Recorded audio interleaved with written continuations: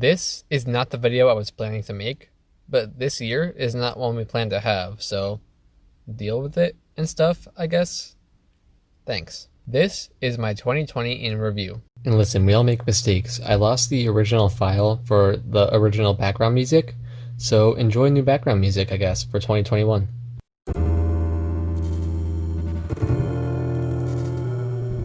So, what were my favorite and least favorite videos to produce? My least favorite video to produce, because it turned out to be a huge failure, was the one about invisible scales. I even laid out in the video how this idea was a stretch and I was essentially grasping at straws. I was able to fix the mistakes I'd made while making the previous video about the Amy code, but it was still insufferable. I liked analyzing songs for the 9th videos, which, yeah, okay, I know they're long, but I enjoyed making them, and that's really all I cared about. If I enjoyed it, and I feel like you were going to get something out of it as well, it doesn't matter how long it is. You watch 2.5-hour movies, 3-hour movies, sometimes even longer movies, so why is a half-hour YouTube video too long? Anyway, I like chords, but these videos by far took the longest to produce. The tritone video was pretty good, especially because of the whiteboard element, but it's about average, I guess. Therefore, I'll have to say that my favorite videos to produce were the microtonal scale videos. It was a tedious process, but it was engaging, at least for me. Why do I keep uploading videos that nobody's gonna watch? If I don't like it, somebody else will. And if I do like it, then somebody else won't like it, and I won't care because I like it. I make these videos because I want to, as narcissistic as that may sound. Sometimes my ideas may not come across exactly as planned, but somebody out there in the world where there are infinite possibilities for what people may enjoy will still get something out of it. At the same time, consider how many videos are uploaded to YouTube every single day, and how many of these videos actually gain traction. There's a sizable chunk of this content which will never be intentionally viewed by anybody. I think my videos fall into that category. However, they will always be on YouTube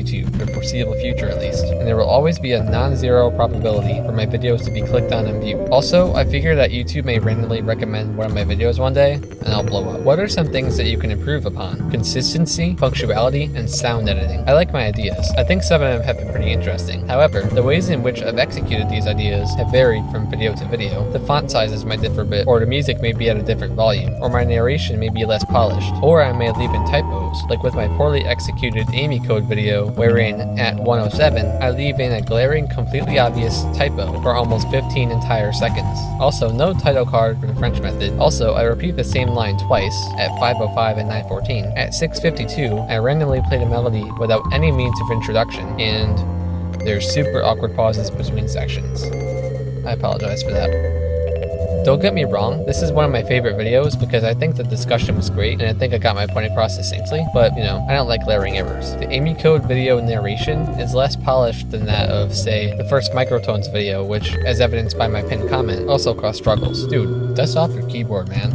What are you doing? The microtones video clearly demonstrates that I have a functioning screen recorder, so why didn't I just use it for my invisible scales video? I don't know. Also, for the 9th videos, I realized that I don't know who my audience is. Is it music theorists? Is it casual musicians? Is it some rando? I don't know, but I need to figure out how to articulate my point for a certain kind of audience. This is important to know for any video creator. Do I get into the technicalities of extended chords, or do I simply describe how the extension feels, or how it adds to the color and overall sound of the songs? Not getting into the nitty-gritty makes it more accessible for a larger audience, but sometimes I want to get into the nitty-gritty for the purpose of a more well-rounded explanation and analysis. I apologize if I've been inconsistent with my perception of who my audience is. That's something I should definitely improve upon moving forward. Sometimes though, I'm limited in what I can improve upon. For example, because of my video editing software, Wondershare Filmora, although they did just release a new version of it, so maybe things will improve, we'll see. And I'm also limited by life engagements such as work and school, which make me less apt to bother with making better videos sometimes. Plus, I should work on my enunciation. I think I have a slight speech impediment. No,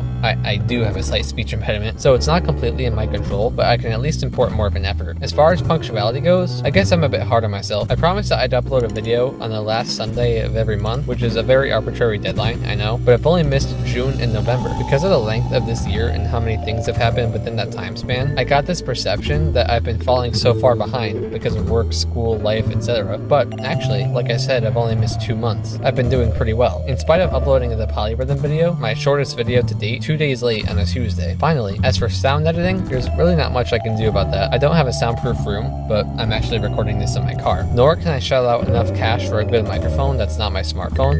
and I'm also using my smartphone, nor am I a professional by any means. I don't even think watching some long tutorials on sound editing would matter, because that would only solve some of the problem. Fun fact, I recorded the narration for my first 2 videos in my bedroom closet, because that was the best soundproofing measure that I could think of. Turns out it was also the most cramped and sweaty and hot. It was a small closet. I used Audacity to normalize the audio and cut out the extraneous bits like the mistakes, awkward silences, etc.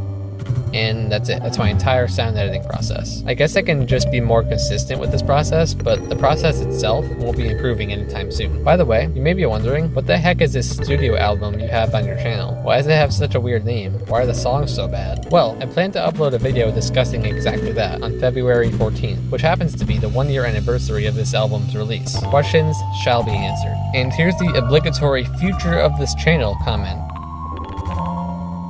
I don't know. I'm a graduate student, so I go to school. I live on campus where there are almost always housemates around. I have an internship. I'll hopefully have a job soon. In short, and contrary to popular belief, I have a life and stuff. As much as this channel and all of the videos and music featured on it are a very important and motivational part of my life currently, I don't know how long that will last realistically. I may run out of ideas or time, whichever happens first, but I won't lose interest for at least the next few years. By then, I hope to be a teacher with a paying job because I'm going for my master's in education. Maybe I'll have a steadier life and I'll have a couple more studio albums out. I have no idea what'll happen, but I do know this. As you become more comfortable with things you like, you grow that much more vulnerable to losing them. I want to succeed in life, but I also don't want that to completely eliminate any opportunities to keep making videos and writing and releasing music. It's a tough balance for sure. We'll see what happens, I guess. Whether I'll successfully incorporate any of the improvements on consistency, punctuality, and sound editing depends on these unknowns. Maybe nothing will improve at all, but I hope that's not the case. That being said, I do have exciting projects coming up, and I hope you'll like them as much as I do. I don't want to make any promises because, you know, unknowns and that stuff, but I will be definitely uploading a 3rd 9th video, which was supposed to be this video right now, yet alas, it's not because of reasons. I maybe want to upload opinion-based videos relating to music stuff as well. By the way, how am I? How am I doing? Obviously, it doesn't need to be reiterated that this year was a train wreck for literally the entire population of planet Earth, but mental health-wise, I didn't have the best year. Essentially, I discovered that some of the people in my life were not as trustworthy and friendly as I previously thought they were, and that was detrimental to me for a while. It affected how I saw people. It made me question how much I should trust people and who I can truly call a friend. It made me question my existence. I had suicidal ideations for a brief time this year, but those have passed by. Outside of that, I've been stressed this year by my internship and going to graduate school and not having a job. I was placed into quarantine last month even though I wasn't sick. My tripod broke recently and I had to order a new one. This, by the way, the tripod thing, is why this month's video is not the 3rd 9th video as I had originally planned it to be. So that sucks. One thing I definitely need to work on by far is time management, which also ties with stress management. I tend to stall on things when I get anxious and I put things off or lose motivation to work on a video or an assignment. So there are definitely things mentally that need to be worked on. I just hope that you've been doing alright. Even if you've never seen any videos on this channel before, I hope maybe you can get something, anything out of it that may make you feel better or think about music in a different way. Feel free to suggest, by the way, video topics to me. No promises, but I'll look through your suggestions and see what I think would work out for a video. And that's it. That's my 2020 in review. See you in 2020 part 2.